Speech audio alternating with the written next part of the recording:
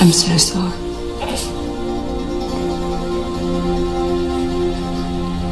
It is January, the year 1536, and the air inside Greenwich Palace is thick with beeswax and dread. Outside, snow clings to the window frames like a bad omen. Inside, a queen, barely 3 years into her reign, lies in a trembling bed, the scent of blood and sweat soaked into the sheets. Her name is Anne Boleyn. Her fingers are clenched white against the mattress, her brow slick with fever. Her husband, King Henry VIII, lies wounded elsewhere in the palace after a brutal jousting accident. His leg is crushed. His pride is wounded.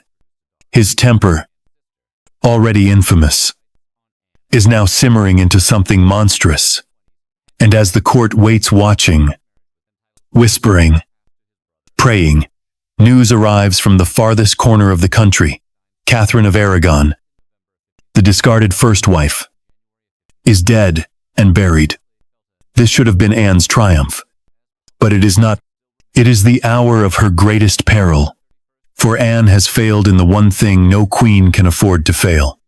She has given the king a daughter, a brilliant, sharp-eyed girl named Elizabeth, but not the son he craves. The son he tore his country from the arms of the Pope to pursue. The son for whom he defied the church, the world, and the heavens themselves. Now Anne is pregnant again. And every hour she remains, so is another hour she clings to power. But then the whispers begin. In his fever, the king has been heard murmuring the name of another woman, a quiet lady in waiting, pale and demure, named Jane Seymour. And then, as if the weight of fear and pressure is too much for one body to bear, Anne collapses. There is blood. There is agony. There is silence. And then, against every expectation, a cry breaks through the stillness. A single, screaming, writhing cry. A child has been born. It is a boy. It is a prince. And in that moment, history fractures, because in this version of events, Anne Boleyn does not miscarry.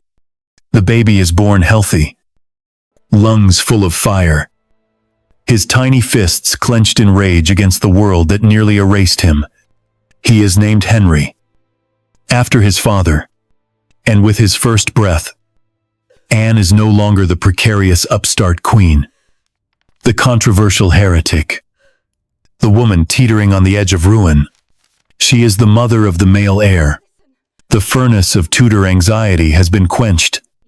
The kingdom exhales. Everything changes. Henry VIII, bruised and limping, cradles his newborn son and weeps. He declares himself vindicated. The schism from Rome, the divorce, and the excommunication, all of it, he says, was worth it. God has blessed him. Anne has delivered. She is no longer a gamble, but a miracle. The court realigns itself overnight. Those who had schemed to replace her step back into the shadows. Jane Seymour, whose gentle presence had begun to comfort the king, is swiftly and quietly married off to a distant nobleman and vanishes from the political chessboard. She becomes a footnote. No second wife.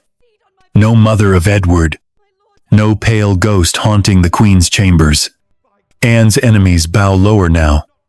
The conservative lords, once emboldened by the possibility of replacing her, watch their ambitions melt in the heat of her new power. Even the Duke of Norfolk, her own uncle, who had prepared to condemn her, tightens his grip on her coattails instead. Thomas Cromwell, the king's architect of reform, rises higher still. With Anne secure, he continues dismantling the old religious world, sizing monasteries, draining the church's gold into the royal treasury. But even he cannot help but notice that Anne is no longer just the queen. She is a dynasty. And dynasties do not like to share power. Anne, now mother of the heir and still young, is more than ornamental. She is an evangelical at heart. A woman with a copy of Tyndale's forbidden English Bible hidden behind embroidered curtains long before it was fashionable, with her husband's favor and her son's future as leverage. She begins to shape England's soul. She pushes the Church of England, not toward compromise, but toward transformation. The cult of saints is dismantled. Holy relics are declared superstition. Latin gives way to English in every pulpit. Her alliance with Archbishop Cranmer deepens. This is not the moderate Anglicanism of a slow evolution. This is something else. This is the Boleyn Reformation. And yet, beneath the marble halls and golden banners, danger still coils. Cromwell, ever the survivor, begins to fear what he has helped create. He has risen by being the king's right hand, but now, the queen no longer trembles when she walks past him. The Boleyn family brothers, cousins, allies are everywhere. The baby prince is a living threat to any man who thinks too independently. So perhaps Cromwell plots. Just a little. Perhaps he nudges a scandal into motion, hoping to remind Anne that he is still necessary. But Anne is not the frightened girl she once was. She sees the shadows long before they fall. And when she brings the matter to the king, documents in hand, eyes hard as steel, Cromwell's fate is sealed. He falls, not because of a marriage to Anne of Cleves, but because he underestimated the very queen he helped build. His head is taken by the same axe that once loomed over her. By the late 1530s, the Boleyns are untouchable. Their Protestant England is rising fast. Wealth from dissolved monasteries is redirected into colleges and libraries. The king, sated with power and pride, becomes a figurehead in his own home. Anne, clever and composed, steers the court with subtle force. Her enemies fall, her friends flourish, and the past, once full of peril, fades like a bad dream she refuses to speak of. Mary, daughter of Catherine of Aragon, becomes a diplomatic inconvenience rather than a threat. She is married off to a Spanish noble. Out of sight and out of succession, Elizabeth Bright, watchful, brilliant, grows up not as a survivor, but as a princess. She is educated, respected, and always second to her brother. The woman we once knew as Gloriana, the Virgin Queen, the myth made flesh.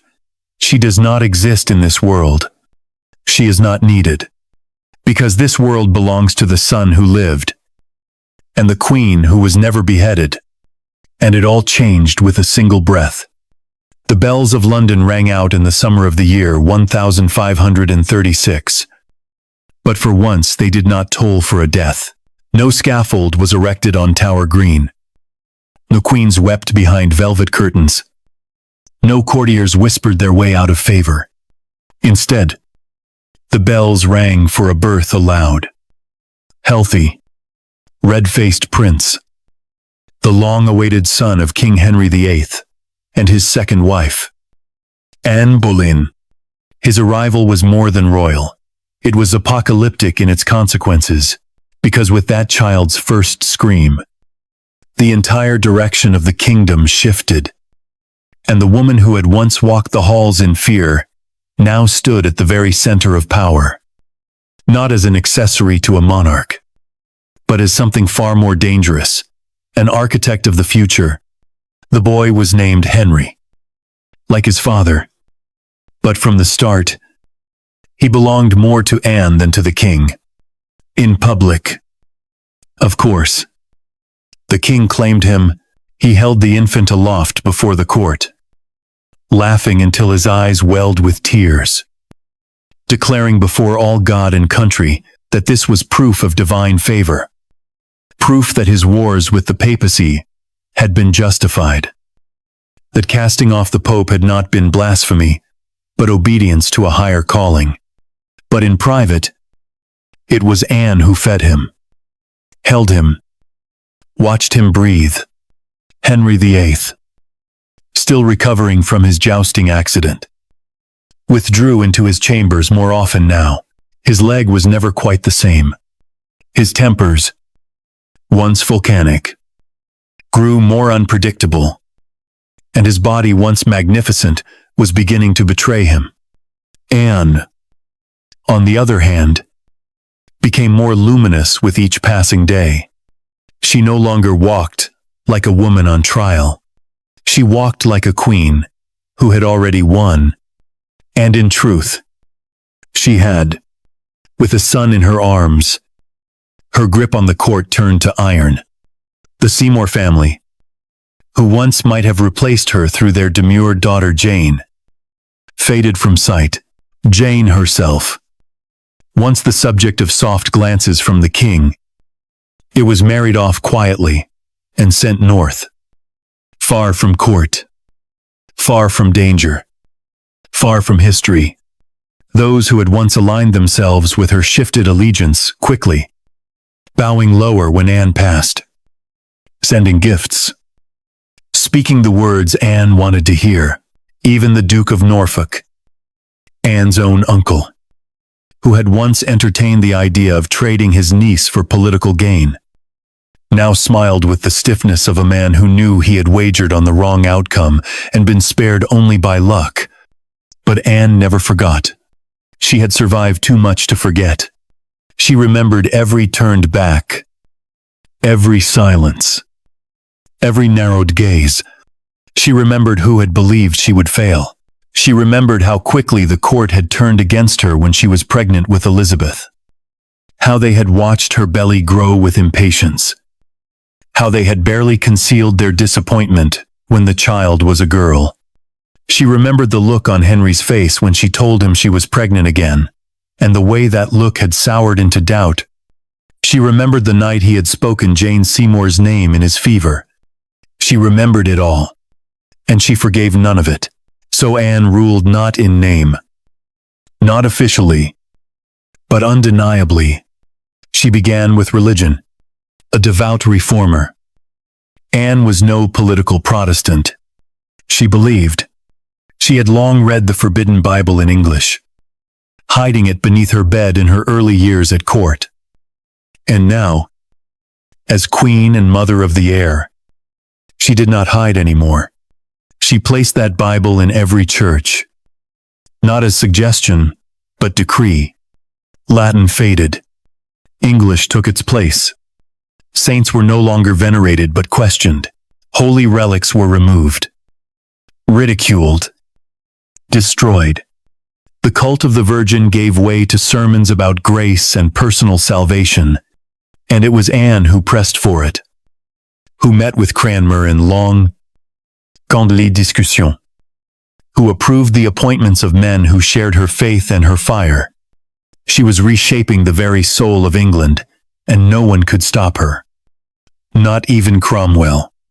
Thomas Cromwell had risen high through the king's favor, and for years, he had been the indispensable man. But Cromwell was not a man of loyalty. He was a man of survival. And when Anne had been vulnerable, he had weighed his options. Now, with Anne triumphant, he realized too late that he had miscalculated. Anne did not need him as she once had. And worse, she remembered his hesitations.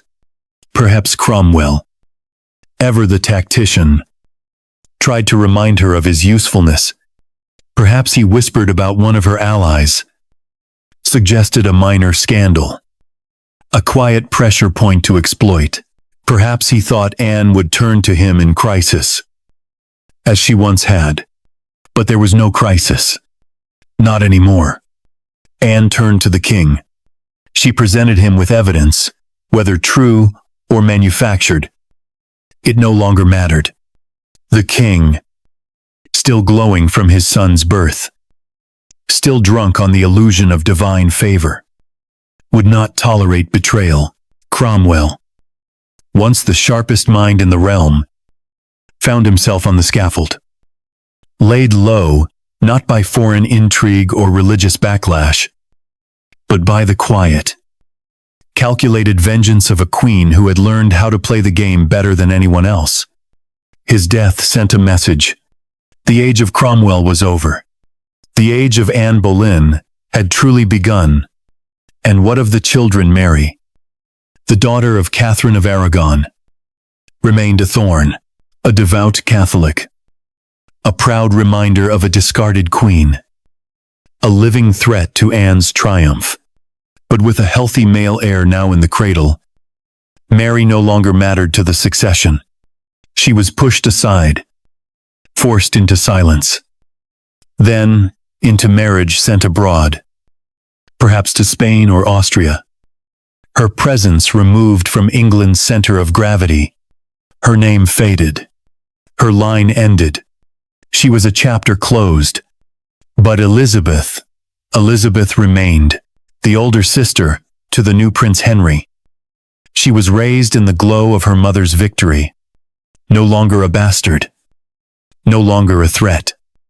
She was a princess of the second rank, respected, brilliant, but always behind her brother.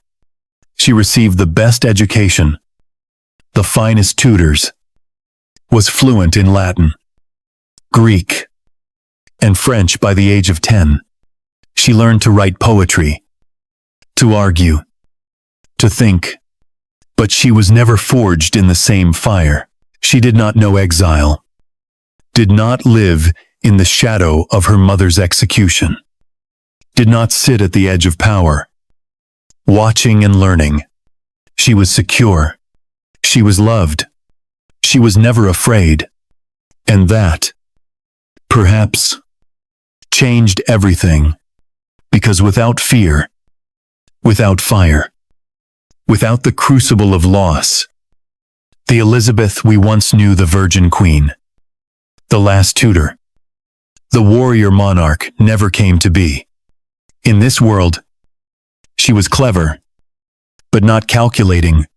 She was insightful, but not ruthless. She would grow into a patron of the arts, a supporter of her brother's reign, and eventually the wife of a Protestant prince. A life of comfort, a legacy of quiet. She was a figure of importance, but never of legend. The years passed. Henry VIII, aged, slower now, wearier. His wounds never fully healed, but he died satisfied. In the year 1547, believing he had won, his son took the crown with no blood spilled, no uprisings, no uncertainty. The boy became King Henry IX, and beside him, guiding every decision, every appointment, every alliance, stood his mother Anne Boleyn, Queen Dowager, Regent of England, the woman who had once almost lost everything, and now ruled it all. And it had all begun in one January night, with one cry, one boy, one breath that never faltered. The bells had long since stopped ringing for her. The cheering crowds had returned to their markets. The scribes had closed their inkpots, and the nobles had begun to whisper of other things. But Anne Boleyn remained, not as the ambitious mistress, not as the doomed queen whose head was meant to roll, not as the mother of a daughter on the edge of legitimacy, but as the woman who had given the king his son. And from that quiet, untouchable position, Anne did not retreat into embroidery and ritual. She did not decorate her days with pearls and processions. She took the power she had once tasted in secret and began to wield it openly. And she did so from the one place no queen had truly dared to claim before the pulpit. She did not preach, but she chose who did. It was the year 1537. And Anne no longer walked through court like a figure to be observed. She moved like a force, the Queen of England. Yes, but something more than that. The mother of the heir, the mind behind the Reformation, and she made it known, softly but absolutely, that the new Church of England would not walk backward toward Rome. It would move forward, fast. She met often with Thomas Cranmer, the Archbishop of Canterbury, the man she had helped elevate when her position was still tenuous. Now, she no longer asked for his guidance. She gave it. They sat together in small rooms lined with manuscripts, breathing the dust of forbidden books. And they spoke not only of scripture but of structure. Anne understood that power could not live in doctrine alone. It had to live in pulpits, in sermons, in the mouths of common men, in the rhythm of daily worship. And so, she began the great quiet revolution that would make England not cautiously Protestant, not diplomatically detached from the papacy, but fiercely, unmistakably reformed. She began with the book. Anne had long owned a copy of Tyndale's English Bible, once hidden under cushions and wrapped in cloth to escape the eyes of inquisitors. Now, she ordered that very Bible, or a newer printed edition, bearing similar clarity, to be placed in every parish church across the realm. It was no longer a suggestion. It was a command. Latin no longer belonged in God's house. Christ, she said, must be heard in the tongue of the people. And so it was. Old priests hesitated. Some refused, but Anne was patient only with obedience. She quietly replaced the stubborn with the willing. Young men, radical in thought, bold in language, unafraid of the wrath of bishops, began to ascend the pulpits. They preached in English. They denounced indulgences, questioned saints, called relics superstition, and reminded congregations that salvation did not come from kissing the bone of a long-dead holy man, but through grace and scripture. They praised the Queen in hushed tones, calling her the Deborah of England, the Esther of her generation. And in the countryside, the whispers spread faster than the official proclamations ever could.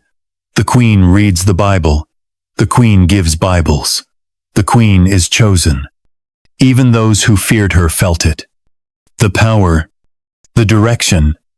She dissolved monasteries not recklessly, not for vengeance, but with vision. The wealth that had once gathered like rot behind cloistered stone was now funneled into new schools, new libraries, new universities. Anne's scholars were not merely courtiers with ink-stained fingers. They were architects of a new world. She invited thinkers from Germany, students of Luther and Melanchthon, not to replace the English Church, but to sharpen it, to shape it, to challenge it. She welcomed debate, but punished disloyalty. She believed in faith, but only one kind. And as she reshaped the pulpit, she also reshaped the home. Women began to read.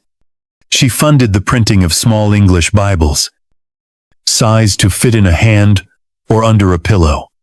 She gave them to her ladies, to merchants' wives, to the widows of soldiers who had no inheritance but still believed in heaven. A house without scripture, she once said, is a hearth without fire. It was a phrase repeated from mouth to mouth, until it became truth. Mothers taught daughters, wives corrected husbands, and slowly, quietly, England shifted, but not without consequence. In the dark corners of the kingdom, resistance burned. Former abbots seethed in exile. Catholic nobles tightened their grip on their children. whispering Latin prayers into their ears while watching the Queen's agents catalog their libraries. Some plotted, some bribed, some prayed for the Queen's sudden death. But she lived, and every day she lived. Her son grew stronger, Prince Henry, blonde, broad-shouldered, and solemn even in his youth, was being taught not by monks, but by humanists, by reformed theologians, by men who quoted Erasmus and translated Hebrew. He would not grow to worship the Virgin and weep before crucifixes. He would speak of conscience and covenant and covenantal kingship. Anne saw it all unfolding, and still, she pressed forward. But even now, even with the weight of victory beneath her feet, she walked carefully. Power, she knew, was not solid ground. It shifted beneath every step, and there were still men soft-eyed and silver-tongued who smiled as they offered cups of wine and waited for her to stumble. Some watched the prince and wondered what would happen if the boy caught a fever, if the boy fell from a horse, if the boy simply stopped breathing. What then? Would the Queen fall again? Anne knew. She saw it in their faces. And so, she never stepped back. She toured churches. She visited universities in progress. She sent emissaries to Protestant princes on the continent, building alliances that would outlast her own reign. She wrote letters in her own hand, clever, restrained, subtle. She kept her enemies close, and her pulpit closer. And through it all, she did not forget the child who had made it all possible. Prince Henry grew beneath the watch of a kingdom that now bent to his mother's vision. He learned theology beside Greek. He read laws beside letters. He watched his mother negotiate treaties and decide appointments. And though he was taught to speak with command, to dress with precision, to ride like a knight and argue like a lord, he never forgot that it was his mother who had saved the nation from fire and fracture. He did not worship her, but he feared her. And perhaps, in time, that fear would become the foundation of his own rule. For now, though, it was enough that she reigned. Not from a throne, she did not sit there. Not from an altar she never preached. But from every open Bible, every rebuked relic, every schoolboy learning to read in English, every candlelit room where women turned pages they were once forbidden to touch. Anne Boleyn, once a scandal, once a near corpse, now ruled England from the pulpit, and her reformation burned brighter than any imagined. He had once been her ally. That, more than anything, was what made the betrayal so bitter. In the early days of her reign, when Anne was still learning how to smile in the presence of enemies, still watching for poisoned cups and glances exchanged too quickly, Thomas Cromwell had been the one who guided her through the fire. He had helped Henry cast off Rome. He had helped Anne rise. He had whispered the names of those who could not be trusted. He had delivered heads to her feet, packaged in silence. And yet, in the end, like so many men who thought themselves architects of kings, he mistook proximity for power. He forgot that Anne had been forged not by favor but by fear, and that nothing survives the fire like the woman who was supposed to burn in it. It began with a shift in the air barely noticed, but felt by those who had learned to listen. By the year 1538, Anne was no longer simply the queen, nor merely the mother of the heir. She had become something rarer, a woman whose influence stretched beyond the nursery, beyond the court, into the bones of the country itself. The Protestant Reformation was no longer a series of edicts or symbolic gestures. It was real, living in pulpits and books, and the silent obliteration of Catholic customs. She had placed her own people young, loyal, reform-minded into positions of power. Cranmer was her priest. The universities were built in her image. The churches, stripped bare, echoed with sermons she had approved. Her son, Prince Henry, learned to read from a Bible she had once kept hidden beneath her bed. And Cromwell saw it all. And he knew, perhaps for the first time in his cunning, calculated life, that he had created something he could not control. He tried, at first, to remind her that he had helped build the road beneath her. He still drafted her proclamations, still arranged her correspondence, still delivered the flatteries that once earned him quiet smiles. But Anne no longer needed his scaffolding. She had found her balance. And worse, she had learned to read between lines. The rumors began quietly, as they always did. One of her cousins was accused of minor financial impropriety, perhaps mismanaged land revenue, perhaps a forgotten tax. Nothing fatal, nothing dramatic. But Anne knew. She knew Cromwell's style, like the hem of her own gown. He never struck in anger.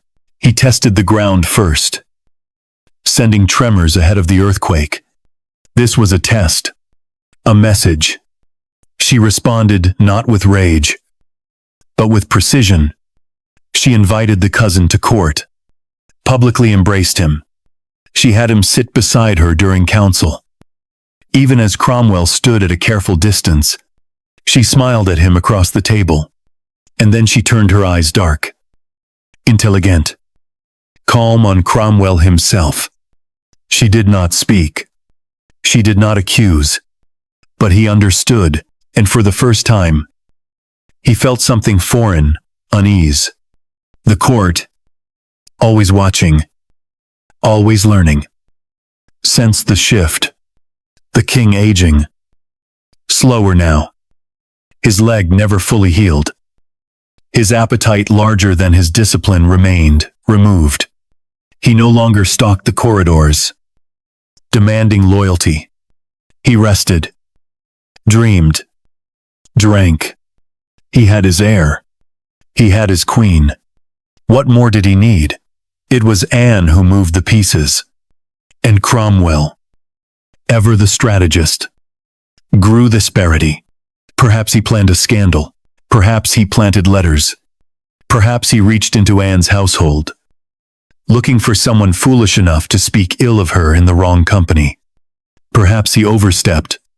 Whatever he did, it was quiet, it was clever, and it was fatal.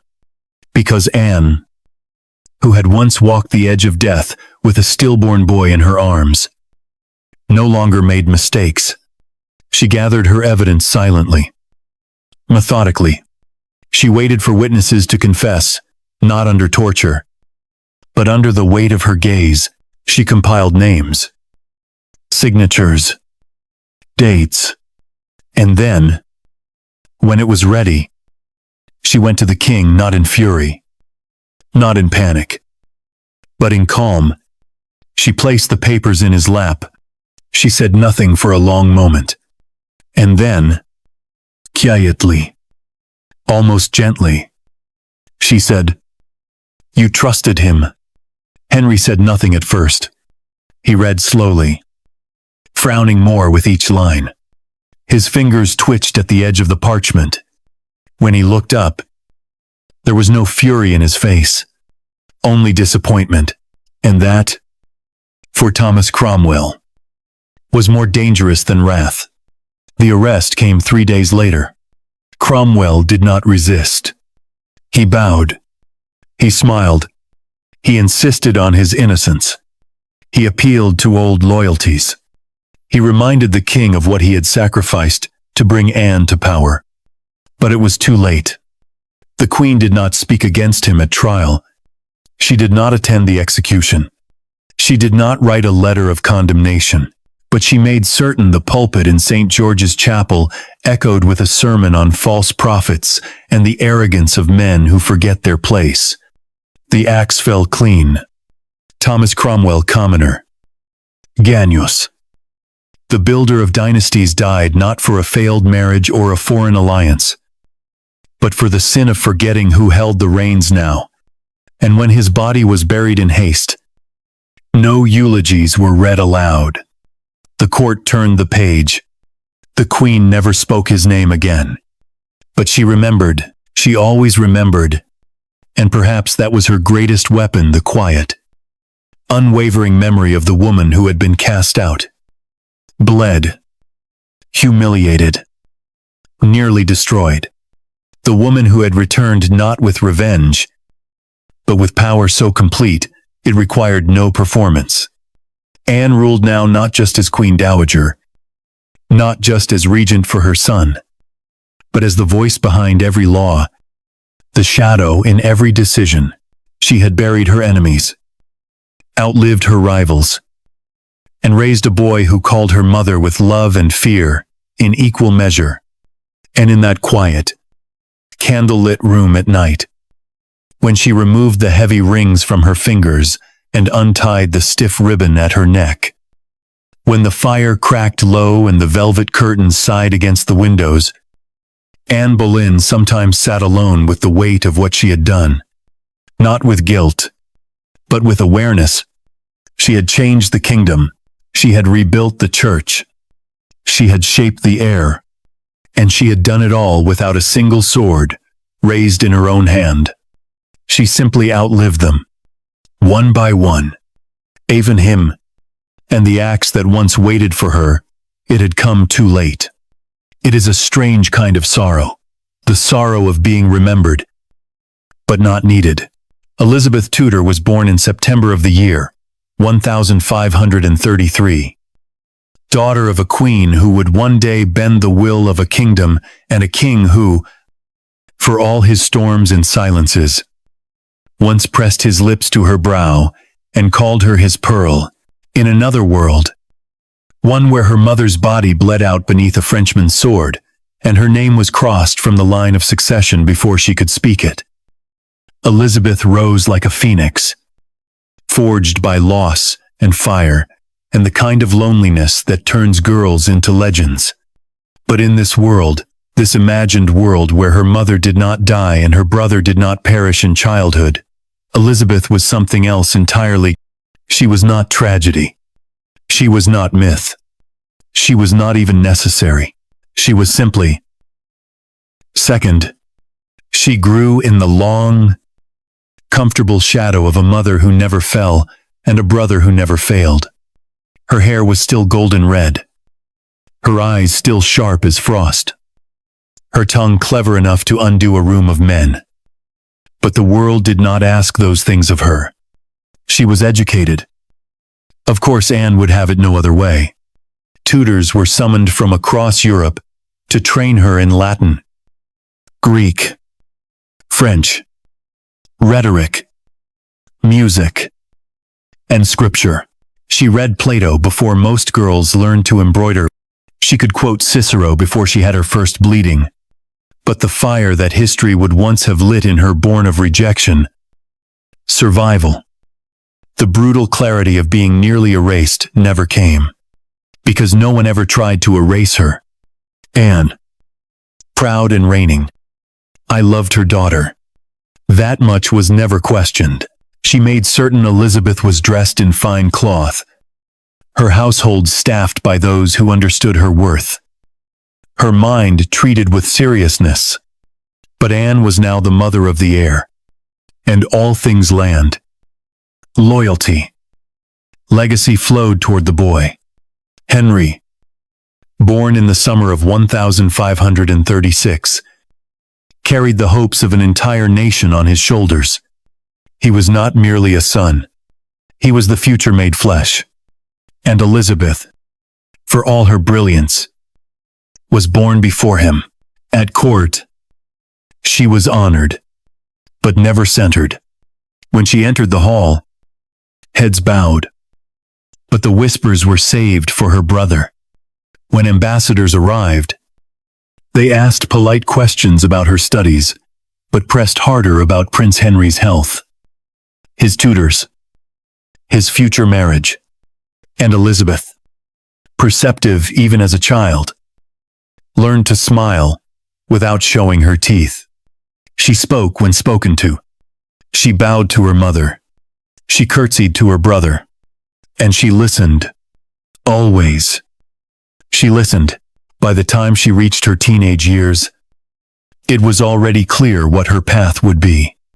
Not the throne. Not the sword. Not the scepter. But marriage cleverly arranged. Diplomatically valuable. Quietly suffocating. Anne had plans. She always had plans. Elizabeth would be sent abroad.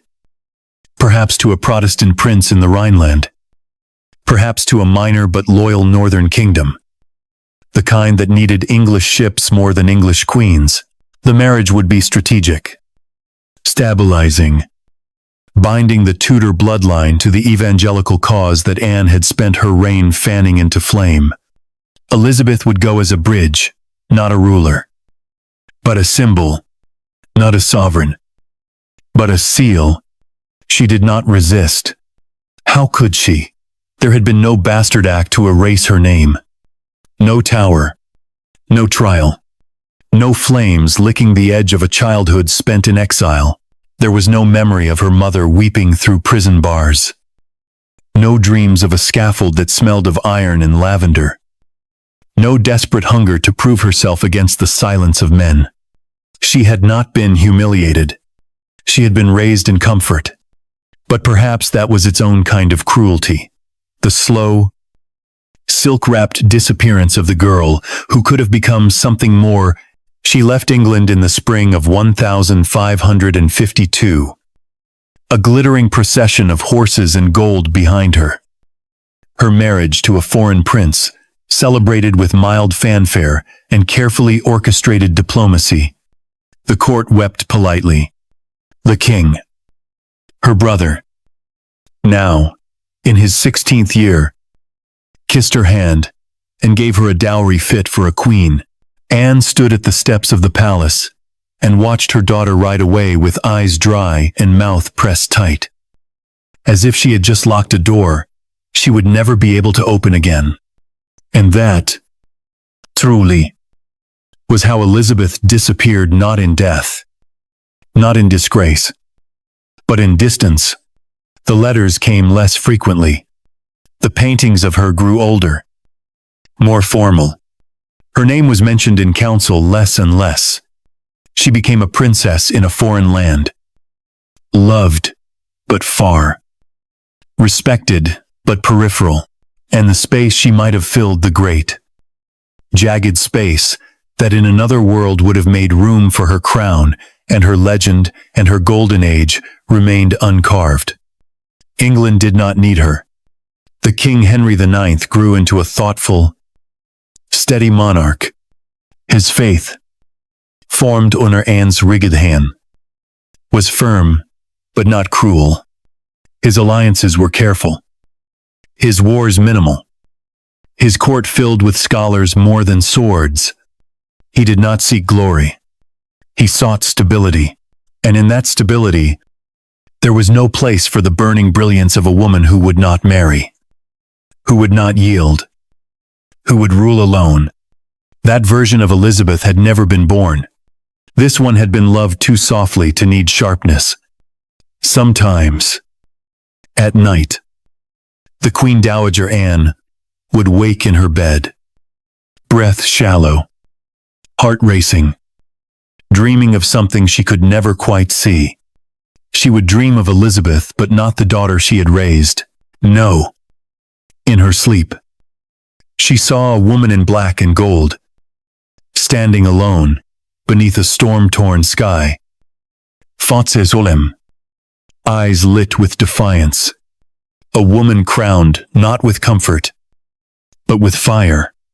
And Anne would sit up in the dark, sweating, wondering whether she had created a better world or a quieter one. Because the golden age never came. There were plays.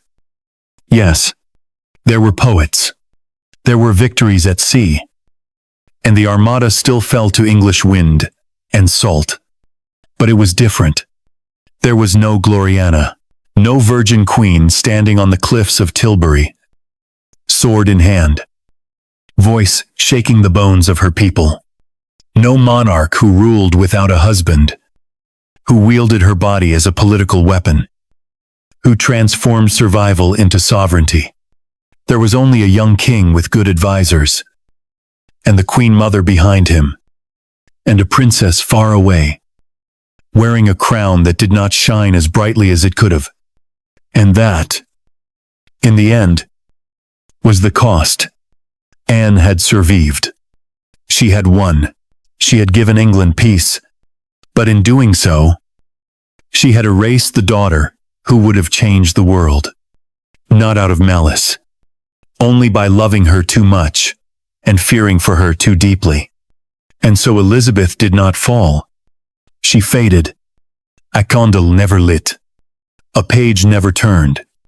A crown that never fit. By the time the boy became a king, England had forgotten what it was like to tremble. The fires had not come. The monks had not returned. No gallows rose in Smithfield for those who whispered their prayers in English. There had been no great purge. No sudden turning of the tide. No daughter of Rome seated on a blood-soaked throne. The kingdom, once tossed between faiths like a ship in storm, had gone quiet beneath a sky that did not change. The boy, now a man, had learned his lessons not from war, but from books, not from executions, but from the echo of his mother's voice behind closed doors. And when he took the throne, he did not roar. He spoke. His name was Henry, like his father. But he was not his father. The old king had died in the winter of the year 1547. Fussed in body, shadowed by legend, half remembered, even as he breathed.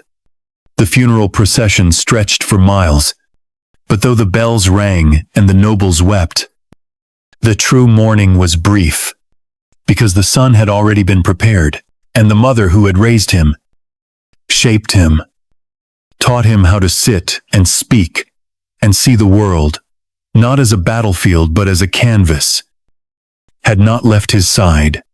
King Henry IX ascended the throne at the age of 11.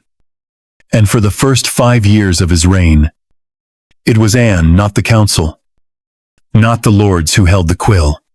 She ruled quietly, efficiently, with the same sharp patience she had honed in the dangerous courts of her youth. But she did not cling. She did not whisper from behind a curtain like so many mothers of kings. She taught him. She stepped back. She trusted him.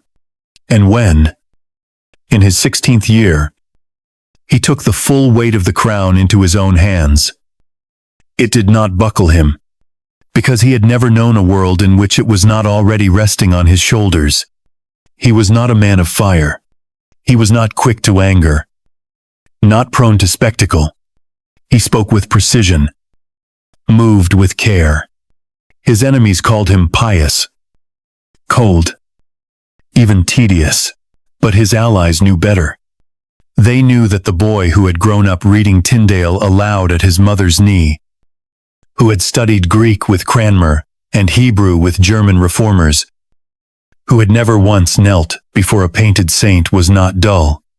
He was deliberate, and that made him dangerous in an entirely different way. He ruled through language, through sermons, through silence that forced men to explain themselves twice. And the kingdom listened. Churches were rebuilt, not larger, not grander, but plainer. Whitewashed walls, clear windows, scripture in the tongue of the people. Every sermon approved, every priest examined, every relic burned. He did not declare a second Reformation. He simply continued his mother's prawns, but slower, with less blood, with more permanence. The Church of England, under Henry IX, became something unshakable. It was no longer a break from Rome. It was a world of its own, and the people, having known no other England, adapted without resistance. They no longer feared change, because there was no more change to fear. The king married early. Of course, Anne arranged the match before her death, though she did not live to see it. The Queen Mother passed in the year 1554. Quietly. Her mind still clear. Her hands still folded in prayer. They buried her beneath the floor of the chapel she had ordered built, without grandeur, as she had asked. No grand statues, no marble effigy, just her initials carved in pale stone, and a single verse etched beneath. She remembered the word. Henry wept. Once. Then he returned to counsel. His wife, a Protestant princess from the Palatinate, was clever and kind. But she was not Anne. She bore him children, sons and daughters. Though none as iron-spined as the mother who had shaped the mold, the court remained orderly. The nobles kept their ambitions clean. Foreign powers, France, Spain, the Holy Roman Empire watched England with a mixture of caution and fatigue. They had hoped for chaos, for the crown to fracture, for Mary Tudor to rise, or Elizabeth to rebel, or the old ways to return. But England did not swing. It did not flare up and burn down again. It did not eat itself, as it had once done under queens with names made of ash and iron. It breathed, slowly, and the people forgot what fear felt like. No fires were lit in the squares. No men were broken for the shape of their prayers. There was no tower procession. No young queen weeping into a linen coif. No brother dragged to the scaffold beside her. No whispered rumors of bastards and bloodlines and Boleyn women with too much ambition. That history, in this England, had never been written. And because there was no great threat, the people forgot how to be sharp. The court grew soft. The pulpit grew predictable. Children grew up, reciting doctrine, not debating it. The scholars still wrote, still published, still translated, but with less fire. Fewer risks. Fewer martyrs. There was order. And underneath that order, a kind of stillness. Some wondered if this was peace. Others, though they dared not speak it aloud, I wondered if this was sleep. And in another castle, far from the throne, a woman with red hair and the sharpest mind in 3 kingdoms sat beside a window and read the news. She was no longer called Elizabeth of England. She had married long ago. Her letters were private. Her name appeared only in passing, only as courtesy. But when she read of her brother's new policies, of his sermons on divine kingship, of his quietly expanding network of bishops and controlled doctrine, she sometimes smiled, but only with half her mouth. She had not been made for softness. She had not been forged in quiet.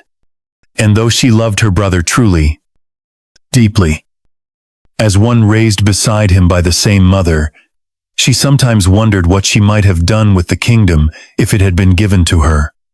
Not with rage, not with regret, just with curiosity, like one might imagine a life unlived, a door not opened, a letter never sent.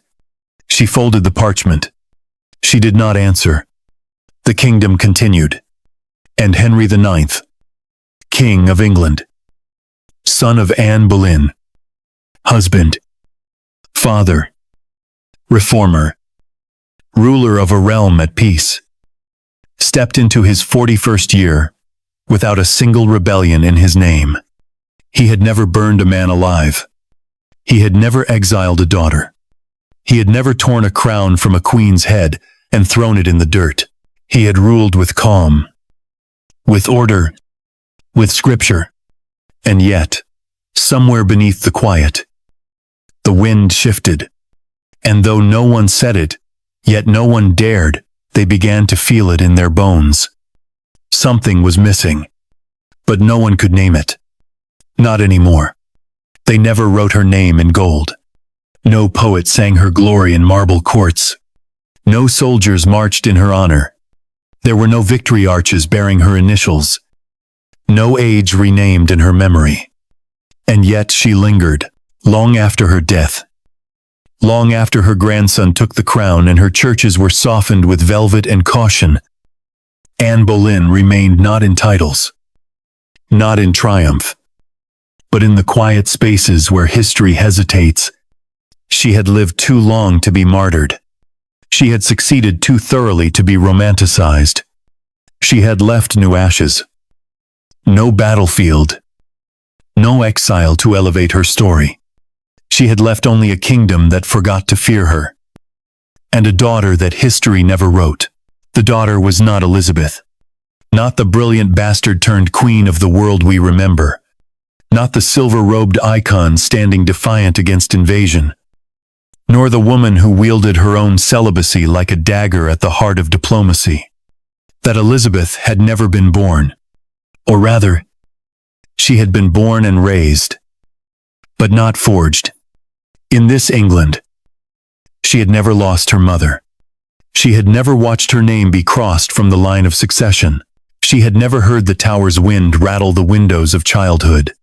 She had never learned to look over her shoulder before she spoke, or to speak in riddles that only the careful could decipher. She had never needed to become more than a princess. And so the Elizabeth of this England, the daughter of the queen who lived, was quieted by love, protected into irrelevance, given every opportunity but denied the sharpened edge of necessity.